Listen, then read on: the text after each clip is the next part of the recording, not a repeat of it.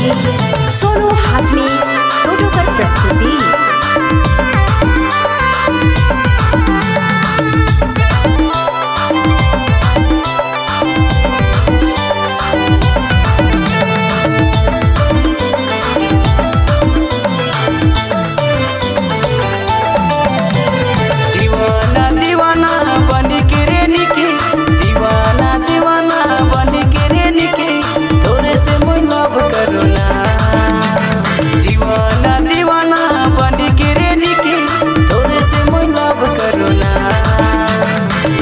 करो ना इकरार करो ना, जान से भी ज्यादा सनम तोके चाहो ना।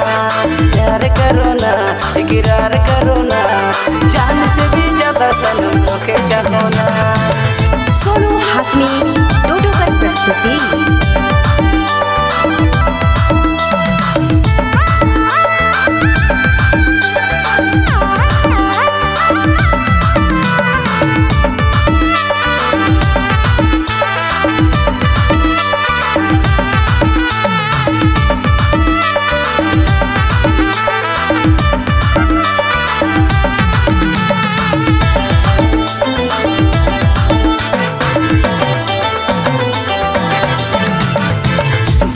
हाल सनम के बताओ, दिल कर धड़कन में तो है रहिसला।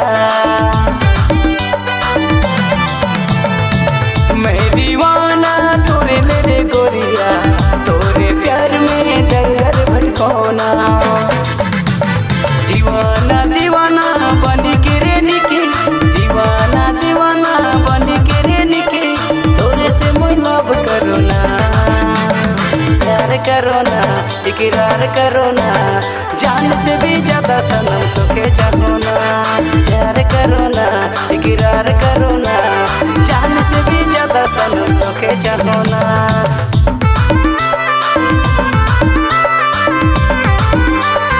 सोनू हाशमी टोटो पर प्रस्तुति।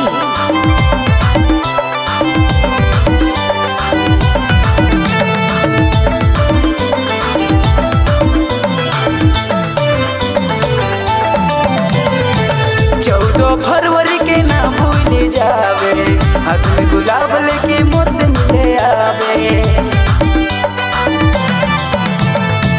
मैं तो पगला है को तो दीवाना, मोर प्यार के ना ठुकरावे।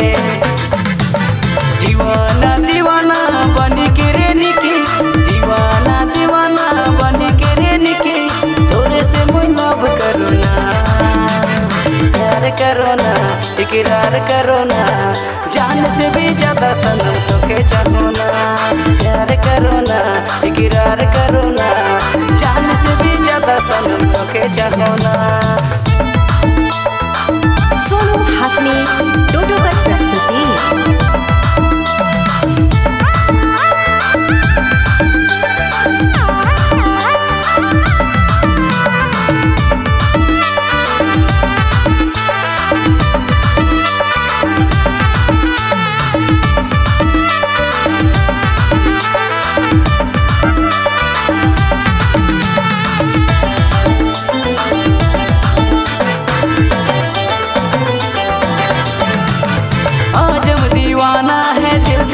चाहेला जान से भी ज्यादा की तोके प्यार करेला। आजम दीवाना है दिल से तोके चाहेला, जान से भी ज्यादा की तोके प्यार करेला। दीवाना दीवाना बन के रे निकी, दीवाना दीवाना बन के रे निकी, तोरे से मैं लव करो ना। प्यार करो ना इकरार करो ना, जान से भी ज्यादा सनम तोके चाहो ना। प्यार करो ना इकरार करो ना, जान से भी ज्यादा सनम तोके चाहो ना। प्यार करो ना इकरार करो ना, जान से भी ज्यादा सनम तोके चाहो ना। सोनू हाशमी